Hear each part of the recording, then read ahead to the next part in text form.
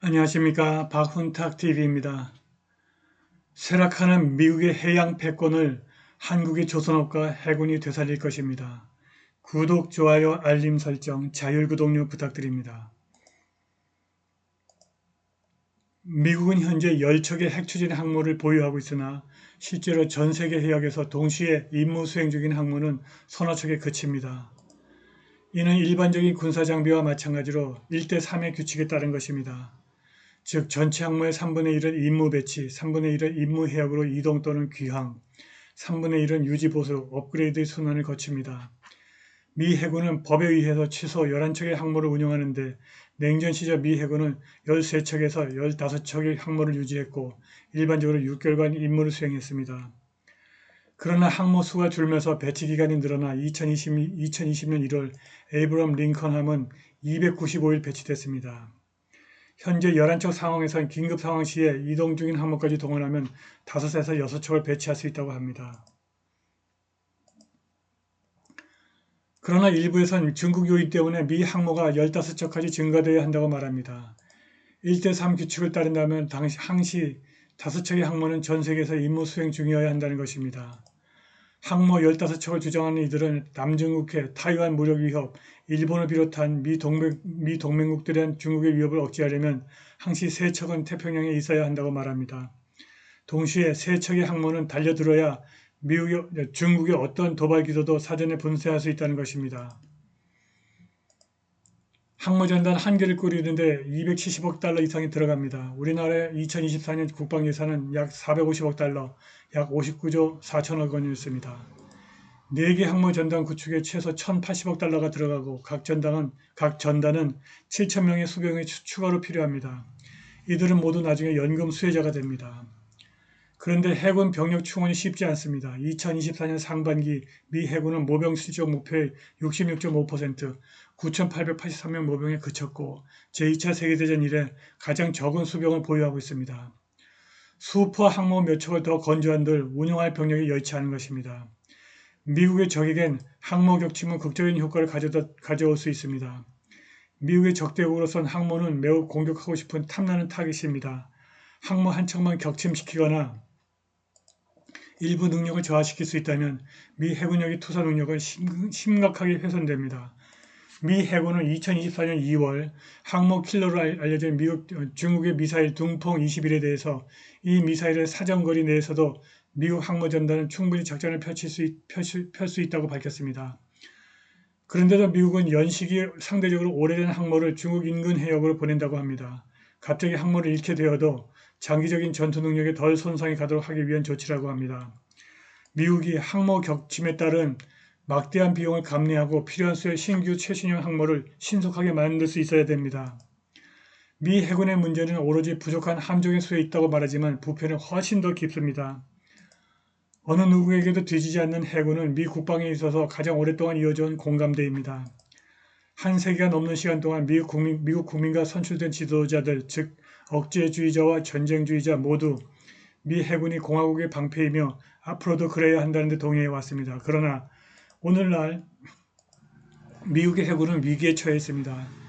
해군과 의회의 해군 옹호자들은 문제의 원인이 함선과 시설이 너무 부족하기 때문이라고 미국인이 믿게 하려고 합니다. 사실 부패는 훨씬 더 깊습니다. 미국인들은 무언가 잘못되었다는 것을 특히 눈앞에서 목격할 때면 더욱 그렇습니다. 함선을 설계할 능력이 없는 해군, 함선을 건조할 수 없는 조선업체, 함선을 수리할 능력이 없는 조선소, 탄약 부족으로 고갈된 창고, 지휘부의 실패와 부패, 해상사고, 그리고 수십억 달러 규모의 한국 화재 등이 그 예입니다. 이러한 장애는 사실 해군 정신의 핵심에 자리 잡고 있습니다. 해군 정신은 해군 자아의 핵심, 즉 사회와 문화로서 해군의 의미, 소속감, 그리고 정체성을 체계하는 것을 의미합니다. 해군이 몰락하는 진짜 이유는 해군의 정신이 흐트러진 데 있습니다. Fighting Identity, Sacred War and World Change의 저자이고 존스 홉킨스 해군대학에서 가르친 마이클 블라호스에 따르면 미 해군의 5가지 크고 존재론적 문제는 역사상 다른 5해군이 겪었던 어려움을 조명함으로써 가장 잘 드러낼 수 있습니다. 그 해군들은 각자의 해군 정신으로 전부 아니면 전무라는 문화적 위기에 직면해야 했습니다. 첫 번째 미 해군이 직면한 존재론적인 문제는 잘못된 전쟁입니다. 전쟁 개념이 잘못됐다는 것입니다. 그들이 뭐라고 말하든 군대는 자신이 싸우고 싶은 전쟁을 준비합니다. 진주만 공습 이전 미국과 일본의 해군은 언젠가 치열한 전투를 벌일 전함들을 중심으로 대칭형 함대를 구축했습니다. 태평양의 거인들 간의 충돌이라는 단 하나의 사건으로 여러 국가의 운명이 결정될 것입니다. 그러나 태평양 전쟁이 발발하자 양측 함대는 아무리 노력해도 이를 실현할 수 없었습니다. 알프레드 세이엄 마한의 해상력 예언은 태평양 전쟁이 단 하나의 사건 즉 또 다른 쓰시마 또는 트라팔가 해전으로 승패가 갈릴 수 있다는 공통된 확신으로 미 해군을 사로잡았습니다. 설령 그러한 짜임새 있는 최후의 환상을 실현하는 방법은 없었을지라도 결전이라는 고정관념은 미 해군과 일본 해군 모두에게 하나의 삶의 방식이 되었습니다. 최후의 전투를 위해 갇힌 전능한 전함에 대한 이러한 집착은 전쟁 첫 해 미국의 전쟁 전 함대가 파괴되는 결과를 낳았고 결국 일본 함대도 파괴되었습니다. 오늘날에도 미 해군은 여전히 태평양 함대의 결전을 갈망하고 있으며 이번에는 중국과의 대결을 기대하고 있습니다. 1941년처럼 미 해군 함대는 너무나 작고 너무 오래되었으며 너무 형편없음에도 불구하고 여전히 주력 함대, 지금은 전함 대신 항공모함입니다. 여전히 주력 함대라는 고정관념에 사로잡혀 있습니다. 두 번째 미 해군의 존재론적인 문제는 잘못된 것들입니다. 제2차 세계대전 당시 미 해군은 미국의 거대한 산업강국 덕분에 겨우 살아남았습니다. 1941년 미국은 두 개의 예비함대를 건조하고 있었습니다. 5,000척이 넘는 함선으로 구성된 두 번째 함대는 단 4년 만에 마치 무에서 유를 창조하듯 새롭게 건조되었습니다. 해군은 적응력 있는 회복력이 아니라 미국의 산업 선장들이 구원했습니다. 1941년 당시 세계 최강 함대였던 일본 제국의 해군은 지원 병력이 없었습니다. 미국의 거대한 조선사에 직면했을 때 그들은 5,000척의 새 미국산 함선에 말 그대로 압도당했습니다. 이런 점에서 그 당시 일본 해군은 오늘날의 미국의 해군과 매우 흡사합니다. 전쟁이 발발했고 잃어버린 함선은 대체할 수 없었습니다. 일본은 전쟁 중에 꽤 많은 새 함선을 건조했지만 충분하지 않았습니다. 오늘날 미 해군을 지킬 산업 선장이 아예 없습니다. 중국은 미국의 200배에 달하는 조선 능력을 보유하고 있고 전 해양 세계를 아우르는 뛰어난 수리 및 정비 능력을 갖추고 있습니다. 미국이 현재 엄청나게 축소되고 있는 해군조차 건조, 수리, 정비할 수 없다면 더 이상 해양국가라고 할 수가 없습니다. 세 번째, 미국 해군의 존재론적 문제는 잘못된 규칙에 있습니다. 권력과 성공의 정점에 도달하여 영원히 바다를 지배할 수 있다고 믿는 해군은 어떻게 될까요? 바로 1815년부터 1914년까지의 영국입니다. 영국 해군에게 그것은 위축, 즉 눈에 보이지 않는 경화증이 굳어져서 골화된 삶의 방식으로 굳어지는 것을 의미했습니다.